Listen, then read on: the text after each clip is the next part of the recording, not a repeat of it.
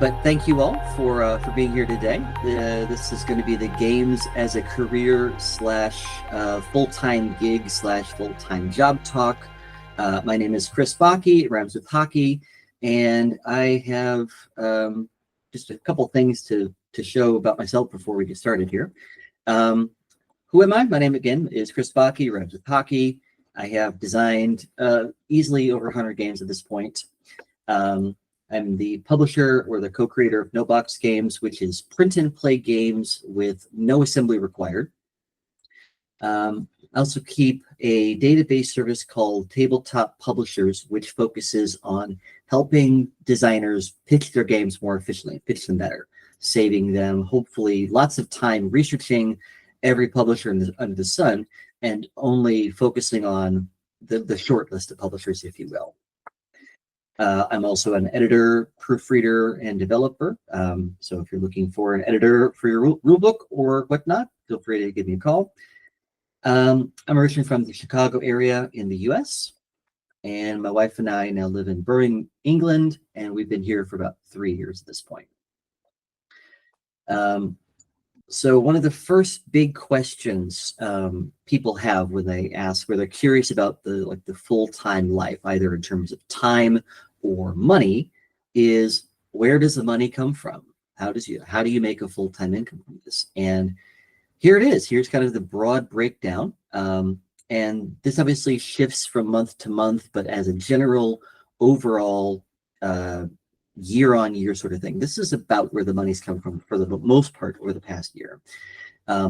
Tabletop Publishers, again, the database service where people pay a subscription fee to get access to this database.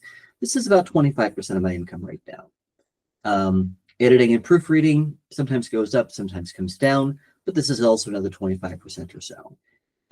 Development work, either helping designers make their game or helping publishers get the game to the finish line. That could be about 20% or so. No Box Games, currently about 20% selling the print and play games that we make. And believe it or not, that little slice there, royalties / advances, yes, I am a designer. I'm not a full-time designer, so that little slice of income there is what people think of as making money in game design. And if there's one thing I hope you take away from this today, it's that the money you make from game design does not simply mean the money from the games that you make. There are lots of services to provide, and I'll talk more about that at the end of the presentation. This is a 100-point font for a reason. This is a job, not a gig. This will look differently for everyone. What you just saw on my sheet here, I'll go back for a second. These are the 4 things, or the 5 things that I kind of do. You might do the royalties and advances. You might also offer a reviewing service, or you might be a content creator. You might be an influencer or a photographer or a marketer, and your money will come from different places as a result. If you're going to be a publisher, obviously, your money comes from that as well. But it will look different for everyone. And if you were to ask 100 people that are full-time in the industry, where do they spend their time? How do they make the money? It's going to be a different answer for every person. So people sometimes think full-time looks something like this in terms of the full-time income coming from royalties. There's just a bunch of folks out there doing that. And then there are these 2 other layers of people that are full-time in the industry or maybe part-time in the industry. I probably need to redo this as more of a pie chart, but the reality is there are very, very, very few full-time designers making their full-time income from royalties. And part of that just comes down to the reality that if you're going to make a lot of money from a game, you need that game to be super successful, which means it has to be well-made, well-publicized, well-marketed, well-distributed. So if your name is like Alan Moon or Rainer Knizia, Elizabeth Hargrave, game designers you've probably heard the names of. And if you haven't, my friend, you have some homework to do. So full-time income comes from lots of games being sold, not just once, but frequently. Alan Moon, he had games before Ticket to Ride, but Ticket to Ride has been his big seller.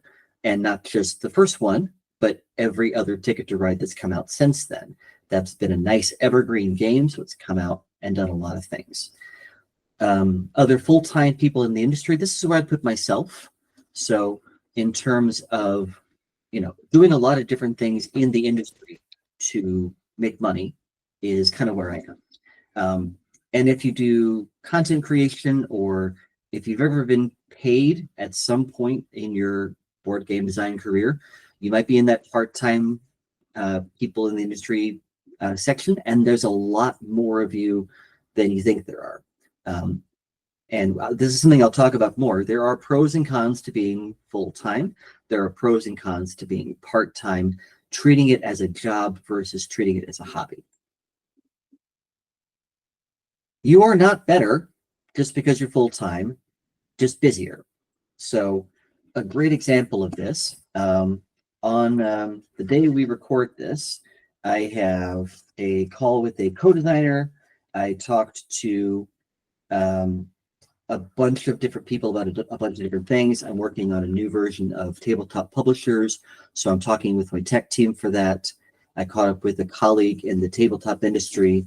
I caught up with my my co-creator of Puzzle Run, which is another thing that I'm working on.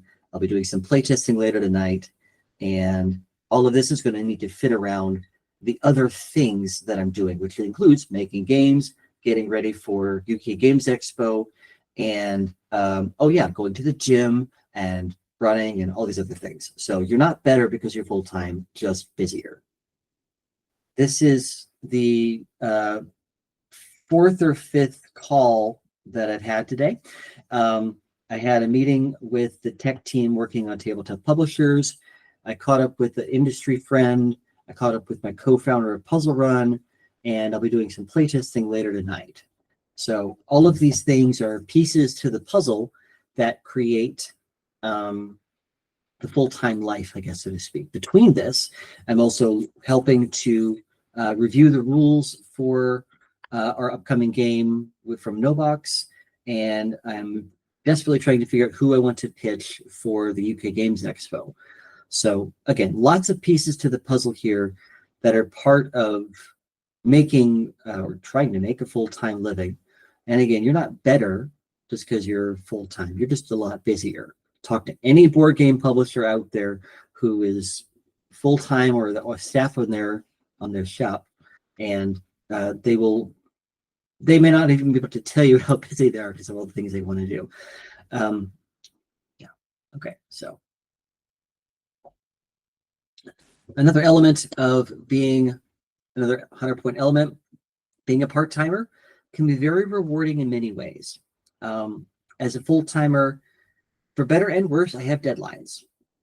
Some of these are self-imposed because I want to get this game done by a certain day.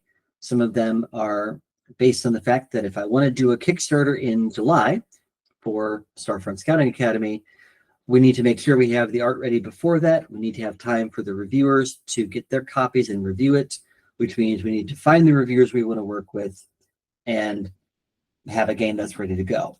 So that also includes playtesting and rules and so on and so forth. As a part-timer, you may or may not have those deadlines. As a hobbyist, you might be thoroughly enjoying the fact that if you don't like the direction the game's going, you could put it on the shelf, you could put it away for a while, you could try a different project, and that's a very freeing feeling. So lest I make the full-time life sound really good or really bad, the truth is it's in the middle. I have really good days where I feel like I'm on top of the world. I got a lot of progress done. There'll be days when I feel bad about it because I didn't get the progress done or there were setbacks. So it can be a roller coaster, and being a part-timer can be very rewarding in a lot of different ways. So I'd like to introduce you to a person who obviously I never met. Mr. Einstein here, Dr. Einstein, if I recall correctly, had a very interesting way of unraveling the secrets of the universe. And I might call this the Einstein method, because once upon a time, this is the early 20th century, and I'm going to misremember parts of this, and I apologize to the history buffs. But essentially, he got rejected as a professor for a Swiss university. He didn't get the job.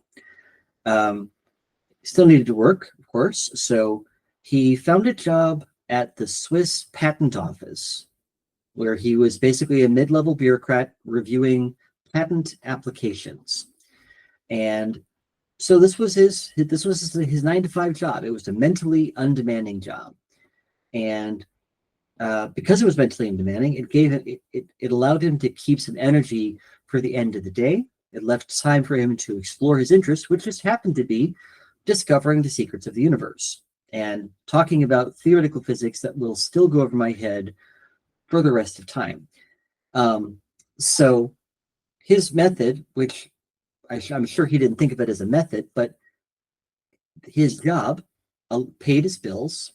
It wasn't necessarily fulfilling, but it was also undemanding. It left him time to do things he wanted to do.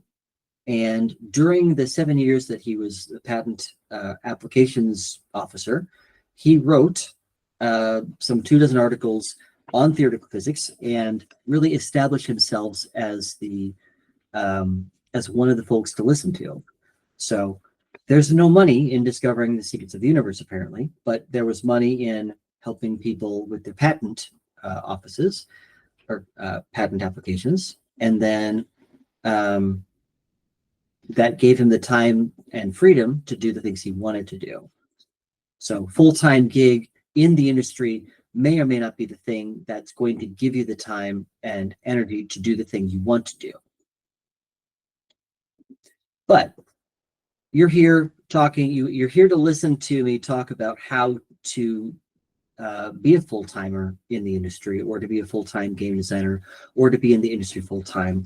How will you create a career? So I'd like you on your notes, as you're taking notes here, or as you're thinking about this is going to be a nice chance to reflect on the careers, the work opportunities, the jobs, or the other life experiences you've had up to this point, to help you think about some answers to these questions here.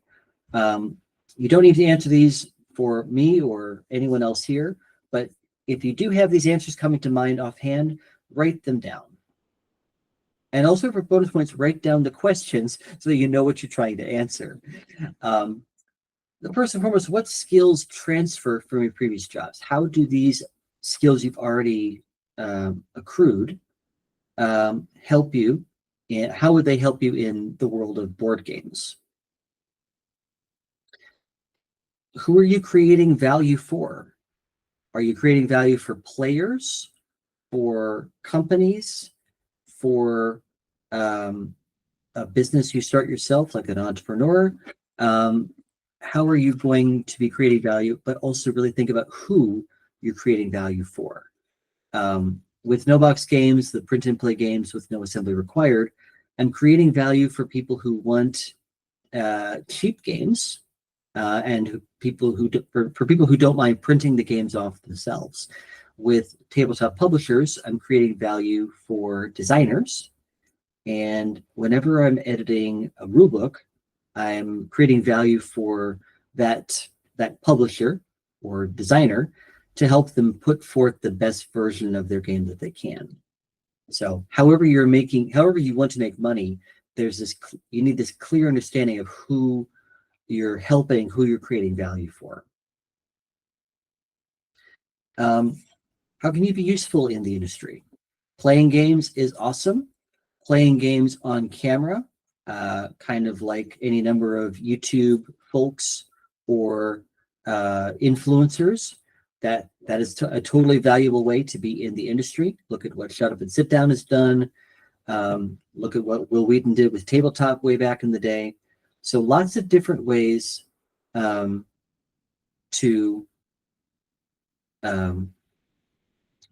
sorry, lost my train of thought there. Lots of different ways to be useful in the industry, but also this comes back to creating value. And then perhaps more importantly, how will it make money? If I'm making free print and play games, That is a wonderful, honorable thing to do. Where's the money in that?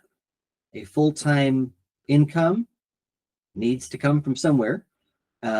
If you manage to get hundreds of thousands of downloads for your game called Cards Against Humanity, and that leads people to donate money to you or purchase the physical copy of your game, that can work. If you are a content creator, are people paying you to get their game on your channel? So that value is being created for your users on behalf of the designers who are paying you. So multiple people to think about there. And perhaps most importantly here, what about board games excites you? How will this become part of your life? How can this hobby begin to transition to something more than just a hobby? It needs to be a business. It's a job mindset, and it's not an exaggeration to say most of the folks I know that are full-time, they're thinking about board games in some way, shape, or form for most of their waking day. It's a hard thing to compartmentalize, for better and worse. Another person I would love to meet in the real world with a physique I would give a significant portion of my anatomy to have. Obviously an older picture before he became old, but in his autobiography, he talked about his his 6 steps. And that first step, be useful, you've already heard me talk about it a little bit. And we're not just talking about being like functional here, but be useful, create value to someone in some way. I hopefully am creating value to you today by giving you a sense of what it takes to be full-time, but also some different perspectives on it. His second step, have a clear vision. In his autobiography, he talked about how he could picture in his head this very clear picture of him standing on the Mr. Universe stage on the podium, or winning the Olympia weightlifting or bodybuilding competition. He didn't just have this picture of, I'm going to go on the stage. He pictured himself standing, looking like this, on the first place podium, and he could picture in his head this view of him looking out to folks that are chanting his name and clapping and being wildly enthusiastic. This whole picture was in his mind. And I think it comes back to creating this clear goal. I want to do ... I want to publish a board game, or I want to have a successful Kickstarter. I want to win the Spiel des Jahres. I want to win the Golden Penguin at Festival. I want to win an award at the Saga. I want to ... I want to go to Gen Con in America and sign autographs for my game. So a lot of these things I'll come back to this more in a minute where we talk about something else. But alongside this step 3, go all in. Arnold is not known for being a poet. He was not known for exceptional craftsmanship or artistry. He was known for being a bodybuilder. That's it. When he transitioned into movie stars, he went all in on that. He didn't just say, "Oh, I'd like to be a movie star someday."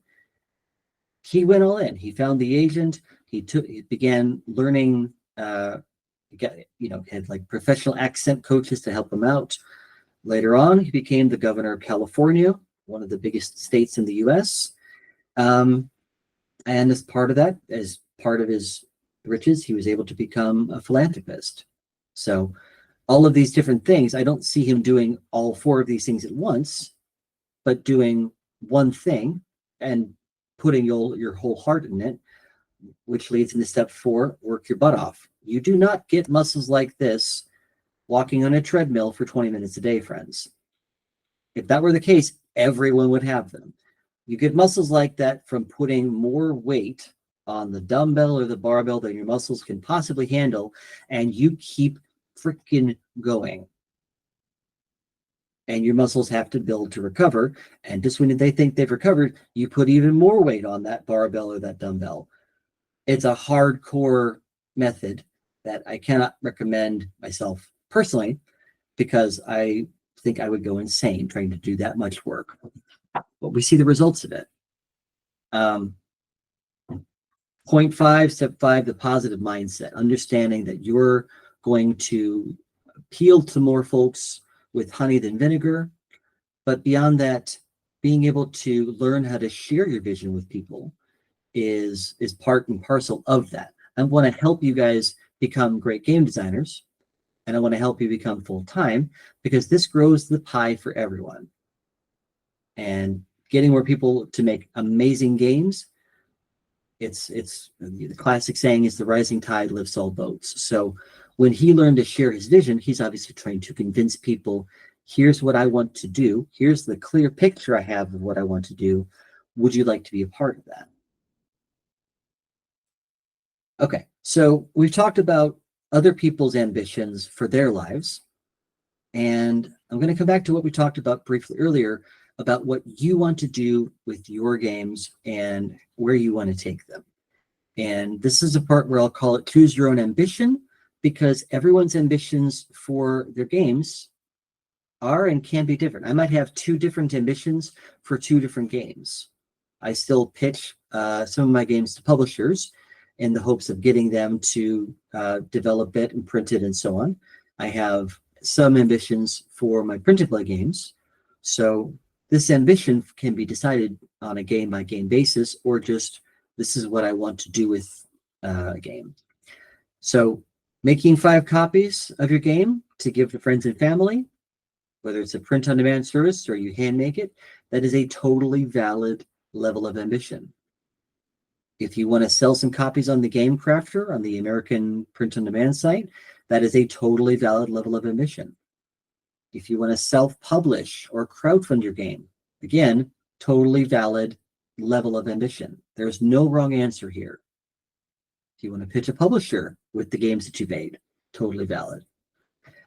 If you want to win an award, I personally have said it before, and I'll say it again, I want to win a Spiel des Jahres, the German Game of the Year award. I would love to win that. I recognize and fully appreciate that is a very high bar to aim for, but I like the thought of aiming high, and I like the thought that even if I don't end up getting there, I'm still thinking about what I want to do. This is my ambition, or one of my missions in life, is to win the Spiel des Jahres. So for anyone watching this 15 years from now on YouTube, hi, how's the future?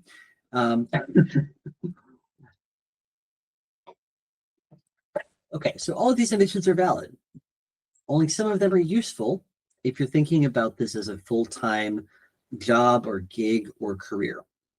For better or for worse, if you want to make 5 copies of the game to give to friends and family, that's wonderful. That is highly unlikely to lead you to a full-time gig or making a full-time income. Pitching a publisher can certainly do that. Self-publishing can certainly do that. Selling some copies on the Game Crafter, probably not, unless you're really, really good at it. Winning an award can definitely bolster a game's perspective, but that also comes back to, was it self-published? Was it pitched to the publisher? So winning the award is kind of an ancillary element to that ambition, but still a valid goal. Another 100-point font here, getting into games for the money. It's like taking a full-time job for the free coffee in the break room. You'll get it, but it's a lot more work than it ought to be. So this is, obviously, we've all got bills to pay, and we've all got things to, I like eating once in a while, and I like having a roof over my head. And so that does mean making money. At the same time, where that money comes from, how it's being generated, can come from a lot of different ways. And going back to Dr. Einstein's approach, that money doesn't necessarily have to come from the industry you want to enjoy as a hobby. So before I talk you into or out of something, let's answer some more questions in your head, on your own, in your notepad or on your device. Why do you want to be full-time? What is it about the full-time board game life that you want? Is it this thought that you're going to be immersed in a thing? Or is it the thought that you have a really cool perspective or thing that you can offer to be useful, to be valuable? What does full-time mean to you? We grew up thinking we work a full-time job, that we commute to an office, or we get into our remote work environment and we spend 8 or 9 hours in front of a computer doing ... That is full-time for a lot of folks.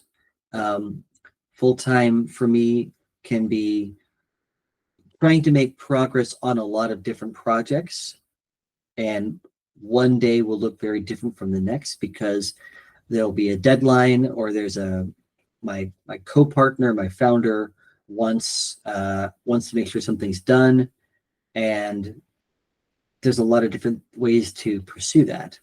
But what does full-time mean to you? Does it mean 8 hours a day? Do you think of it as a 9 to 5 thing? Or how does this picture of full-time look in your head? We've already talked about it. How will you make money? I ask it again because it's an important question to answer. Making money from royalties or advances necessarily means first making the game and then pitching it or getting it on a crowdfunding site, and only then do you get your reward. This can be years in the making. If that's going to be one way that it can work, but are there other ways that come to mind? How will you carve out or schedule time? For a lot of folks, game design is a hobby, and hobbies sometimes have to play third or fourth fiddle to family, to work, to friends, to other hobbies, and all of these things are necessarily going to ask for their own time. So how will you carve out or schedule the time you need to do this full-time job, or to do this in a more than a hobby sort of fashion?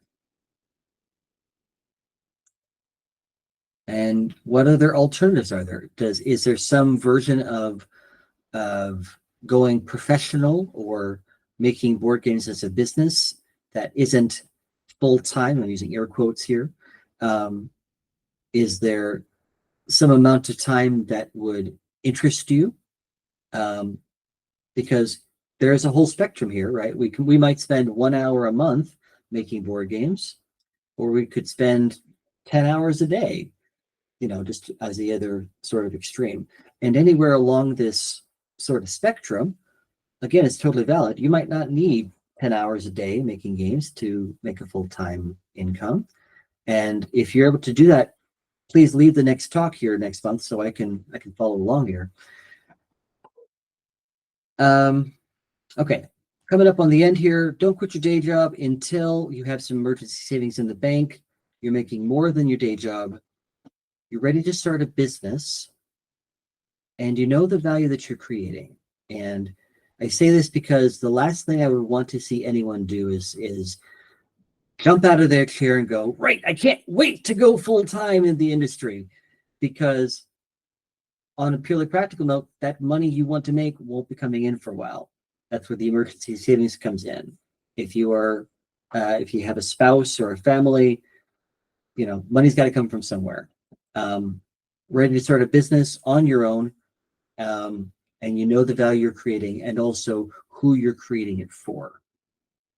When you can project where things are heading, that's another big element of it, because you want to see the path that you're walking. You're not just going out and saying, this is what I think I want to do, or this is what's kind of working right now. Make that path, know where you're going. And even if it's just a projection, it's not just a guess. It's this is my plan. In 3 months, I want to go to ... and pitch this game, or I'm going to be offering this service, and this is how I'm going to get there. So project where things are heading. Another 100-point font thing, keeping it a hobby can be very rewarding in many ways. Just like part-time, it allows you to keep, if you stay part-time, or if you keep it a hobby, It's an opportunity to do things on your own schedule. There isn't quite the same need to carve out time or schedule time. With full time, you necessarily have to be thinking about the deadlines and the process and the pace at which you want to do things, that projection I was talking about. So, for example, we're going to have the UK Games Expo here May 30th to June 1st. It's about 3 weeks away. And I've got a lot of work to do to find the publishers I want to pitch, understand which games I want to pitch, get the sell sheets ready, and otherwise be prepared for the event in a way that someone that's keeping it a hobby might not be so worried about. They might still want to pitch some publishers, but there isn't as much pressure, I suppose. So here are about 19 ways. There are definitely more ways to make a career out of board games. Feel free to screenshot this as you like. Feel free to take some notes furiously. But all of these are different pieces of the puzzle that are, these are people that help to make a board game work. We think of the publisher and the designer as two of the most visible people, but behind the scenes, obviously, there's the graphic designer, there's the illustrator, there might be a marketer, someone on social media or a content creator. Someone might be working in customer service for a publisher to help them manage the requests that come in. On the con side, there might be a convention manager. You might be really good at an event organizer. You might have skills in multiple languages, so you might be a translator or localizer. And if you have some of these skills from your previous work experience, having those skills and then coming into the world of board games can be a great way of getting into the industry while using your previously earned skills. And with that, I'd like to thank you all for listening to me. This is a great time for questions, and I'll just put this back up here. These are my websites if you want to give them a listen or a walk. Really? A view? I don't know. Enterogames.com is my game design studio. Tabletop Publishers is the database of publishers, and No Box Games is the print and play publishing companies. So thank you all very much. This is a great time to turn it back over, and questions are open. Yes, I will start to say thank you very much, Chris. That was very, that was a lot of good information for all of us, I think. Thank you so much. So let's see if there is anything in the chat. I don't think so. If you have any questions, you can raise your hand with the button on the, well, on the lower part of the screen, or just type a question in the chat.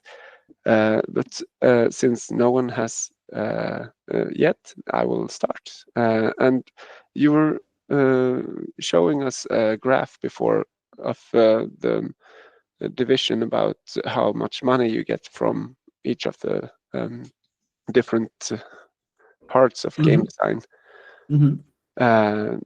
And I was wondering, how is the time spent among these different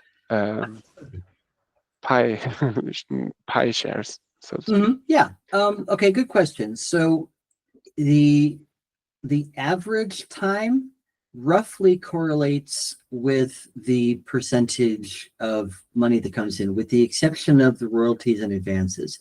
I definitely put in a lot more time to make the games than that 10% would indicate. At the same time, it's also like, if I were to look at the number of hours, and I would shudder to think to do that, but over the course of the year, on average, about a quarter of my time is probably spent on Tabletop Publishers. About 20% roughly is on development work.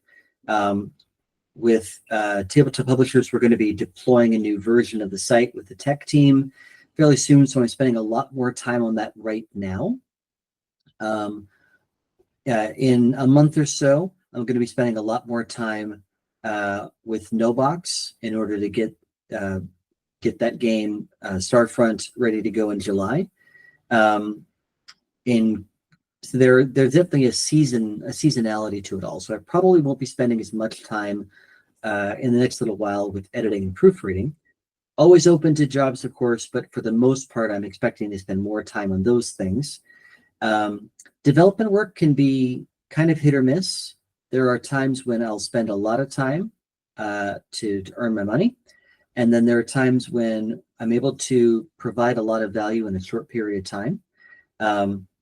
It kind of depends. But in general, over the course of, let's say, a year, it does roughly even out.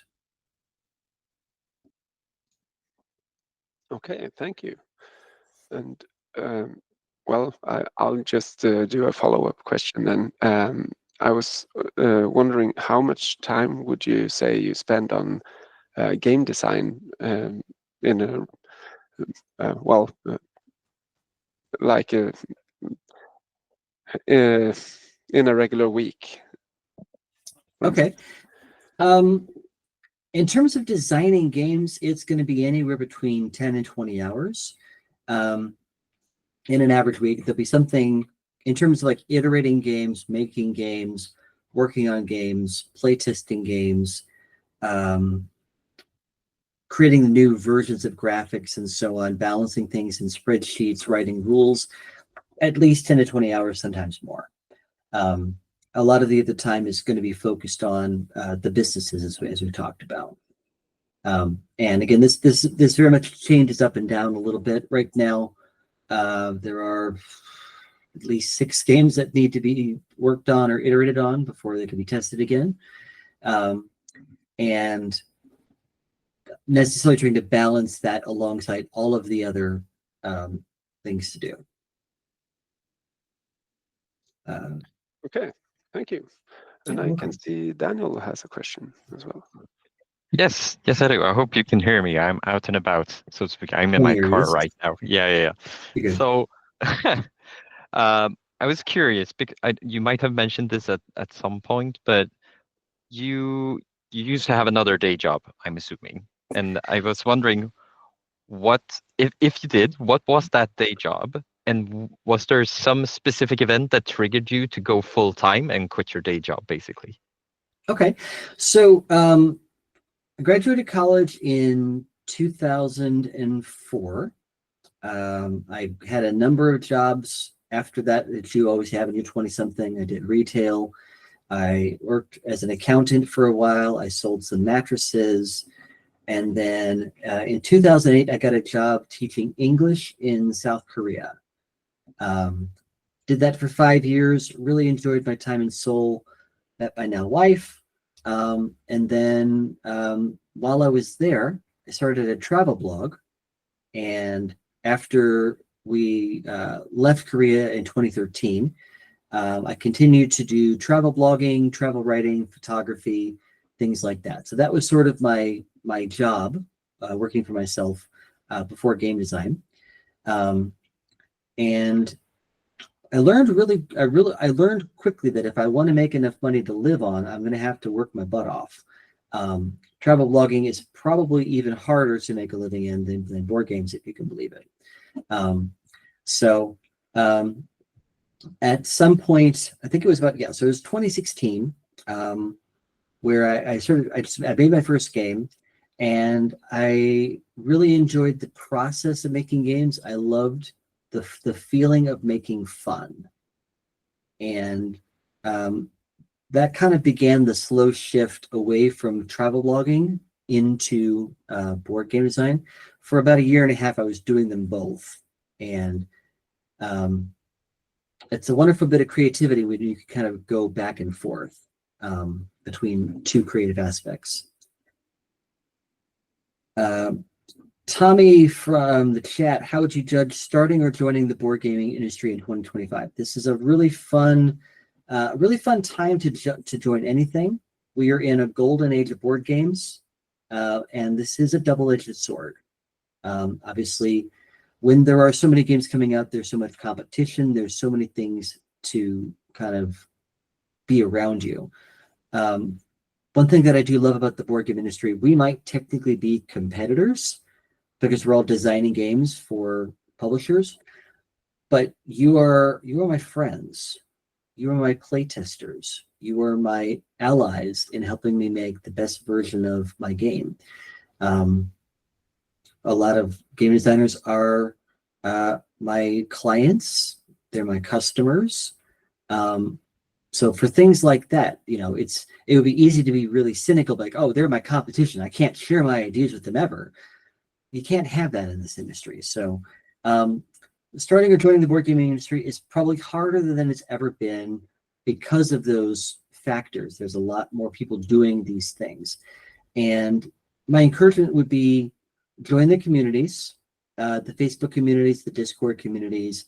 Find where you can create value, find where you can create fun, and consider that this may not always necessarily be in making games made from cardboard and paper. Some of you might have heard I was talking about Puzzle Run earlier. This is a new thing that I'm starting, and it's basically 5K run combined with escape room puzzles. So a physical and mental challenge that you would do at a park. You'll spend about an hour to an hour and a half. This is not a board game, right? But I'm creating fun in a way that people will enjoy, and hopefully they'll pay for. I don't know yet. Talk to me in a year. We'll find out. I would judge it as an opportunity in creativity. And this is also where starting, like most people start as a hobby. People start making games as a hobby, and it doesn't always turn into a full-time thing, and that's okay. You choose your own ambition, as we talked about. So start as a hobby. As you have the opportunity, volunteer to play test, offer to help publishers at conventions. That's a great way to see through those eyes, so to speak. Learn to demo a game really well. That's a skill you're really going to want in your own game design journey, to show other people how to play your game. And give yourself permission to be in learning mode for a while. For some people, it's more like give yourself permission to suck, because first time we do anything, it's probably going to suck. So give yourself permission to do that, to learn that, because the best lessons are the ones you learn from your own experience, not just hearing someone else, drone on about it. From Tor, from the chat, how did your career opportunities change when moving to the UK?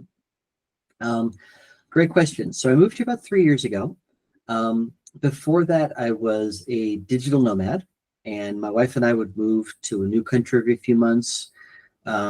We would basically be tourists. We'd enjoy the sights. I'd take some pictures. This is more when I was focusing on travel blogging, but as I kind of transitioned into game design, I would not recommend being a digital nomad trying to make board games. I would not recommend it. And one of the challenges, of course, is finding components, finding playtesters. If you're only in a place for 3 months, it's really hard to start a community. So you're kind of reliant on the communities you can find. You're also hoping that they speak good enough English to, playtest your game. It made traveling to conventions a bit more challenging. So moving to Birmingham, the home of the UK Games Expo, we did not choose, for the record, we did not choose Birmingham because it had the UK Games Expo. We did not choose that. We chose it because it's the second biggest city in the UK. It's very centrally located, and because housing prices in London are absolutely outrageously expensive. We couldn't afford to live in London. Beyond that, just being in one place to kind of settle, I still hate that term, but when we settled down in Birmingham, I got the chance to really plug into a really awesome, active set of groups here in Birmingham. There's one group that meets the first Sunday of the month. There's a playtesting community that meets twice a month. There's a group of gamers that meets every other Friday. And I'm sure there's more that I haven't had the chance to go to yet because my schedule doesn't allow it. There's a great group that meets on Tuesdays that's just kind of on the other end of town. So being in one place allows you to plug in and join those communities or create them if you can't find them. So whether you're in Sweden or Finland or Denmark or elsewhere in Europe or wherever you are, unless you're going to be moving every few months like we were, you have an opportunity to really dig deep and settle into the communities in the areas around you. And if you're looking around for those playtesting communities and you're not seeing one, give yourself permission to start one. Your local game store or game cafe might be looking for someone just like you, and it might be worth going on a quieter night, like a Monday or a Tuesday, and just show up and say, hey, I'd love to start a playtesting night. What can we do? So give yourself permission to be the leader here if you can't find the communities you want to join.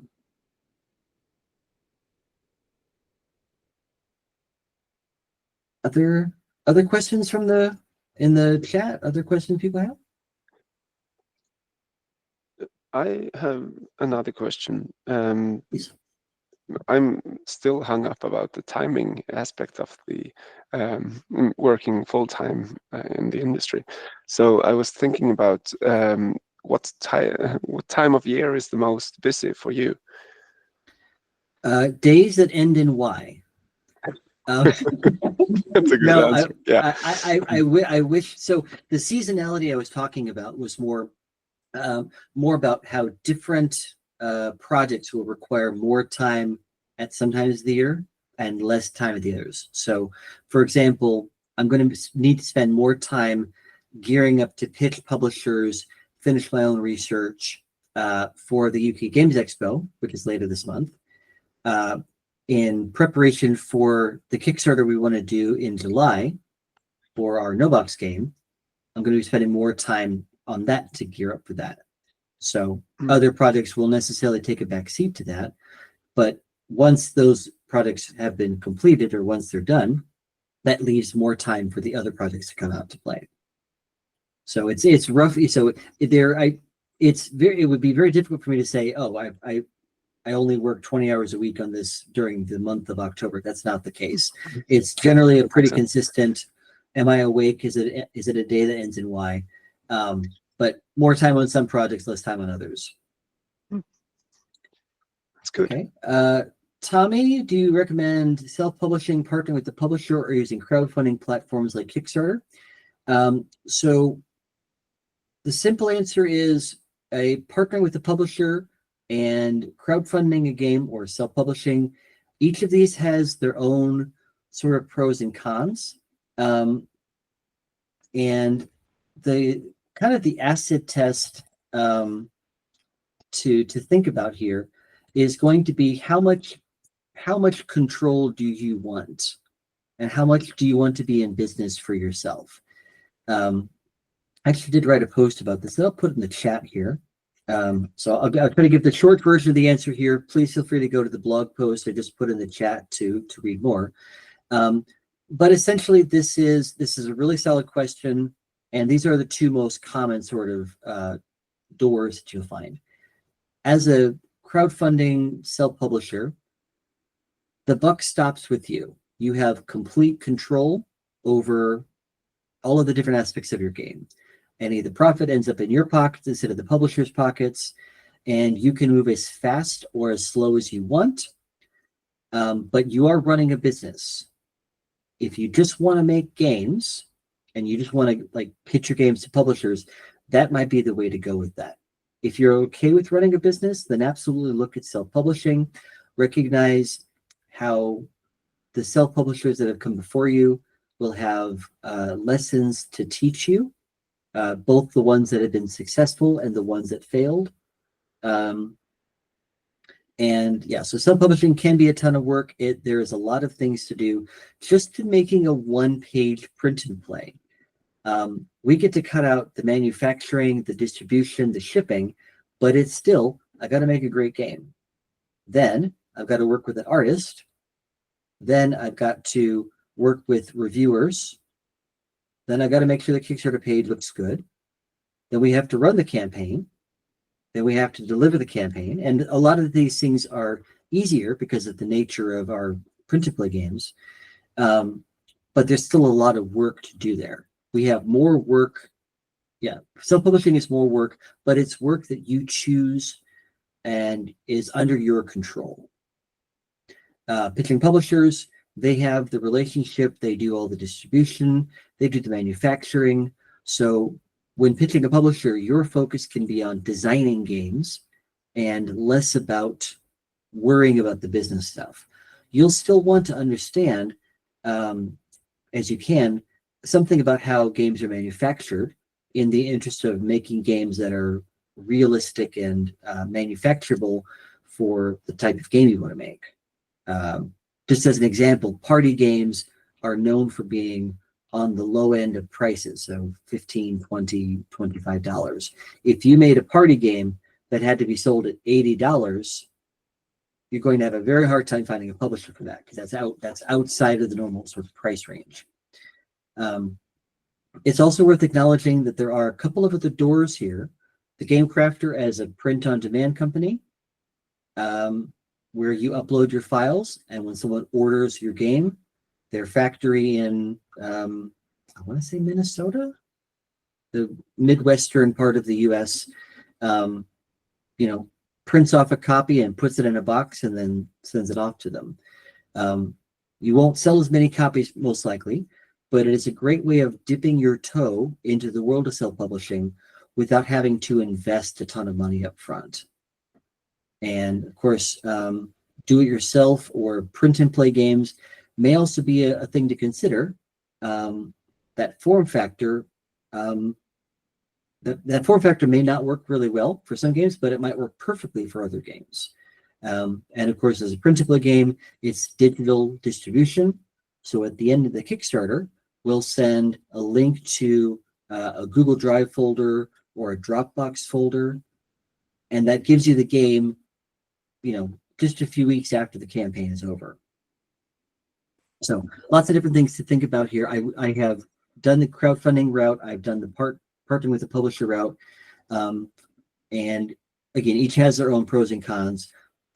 Look at what you want to do for yourself. If you're ready to start a business, go self-publishing. If you just want to focus on design, focus on partnering with the publisher. And then Tor, do you work with non-English speaking reviewers? Yes, and in fact, I'll be happy if you'd like to review our next game. Please feel free to find me on my email is actually, it's no longer up, is it? It never was up on there actually. Okay, so I'll just put my email in the chat here. It's just chrisbacke@gmail.com. If you like reviewing games, please feel free to reach out. We will have reviewer copies for Starfruit going out soon. And yes, we will also be looking for community translators to help translate the game into as many languages as possible.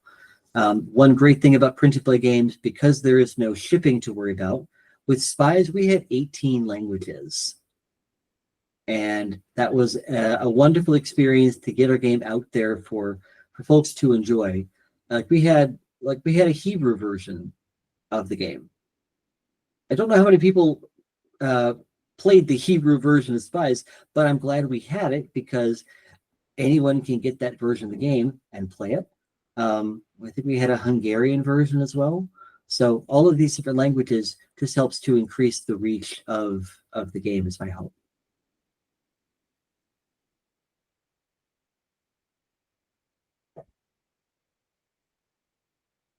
Okay. Again, other questions, feel free to ask.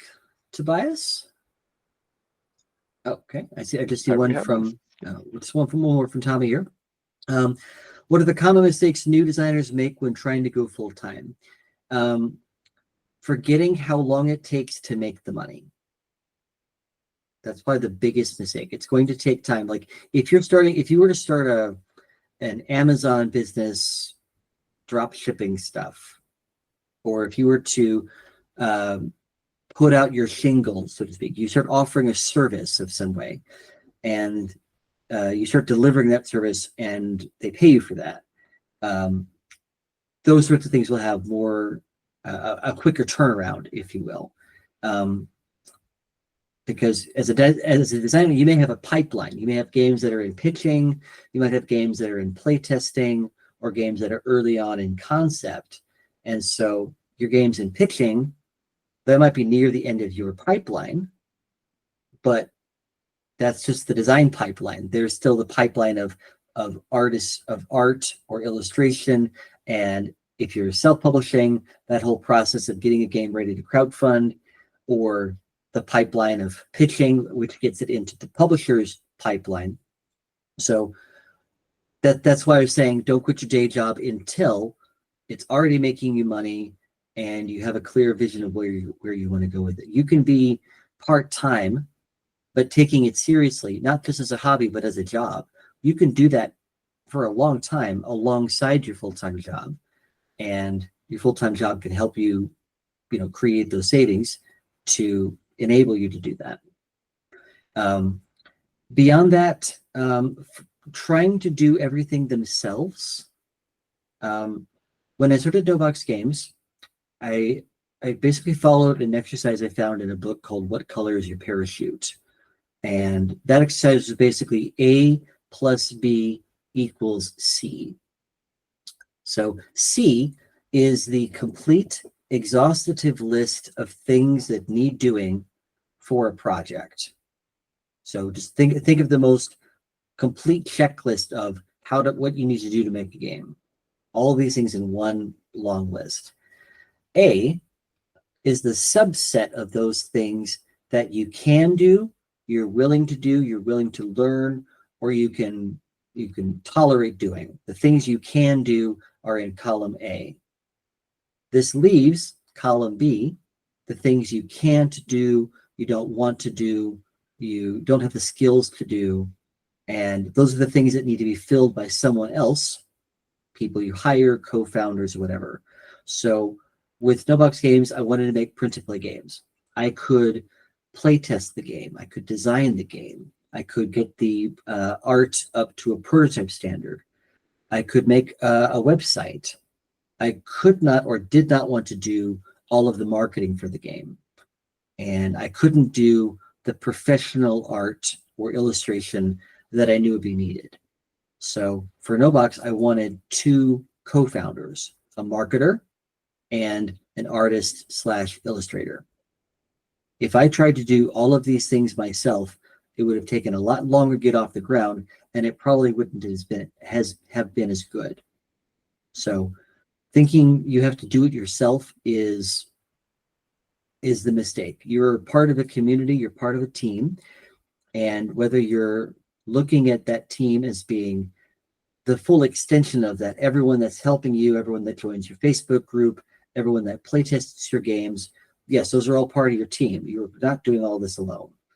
But also on a more practical level, unless your name is like Ryan Laukett, you're going to want help on the artist's side of things, the illustrations. You might want help with the marketing. So identify those skills, those things that you know you can do, alongside things you know you can't do, or the things that are going to be better off in someone else's hands. And then offer them money, offer them a share in your company, or get them on board in some other way. This is where sharing your vision really helped me convince 2 great guys to become my partners with No Box Games.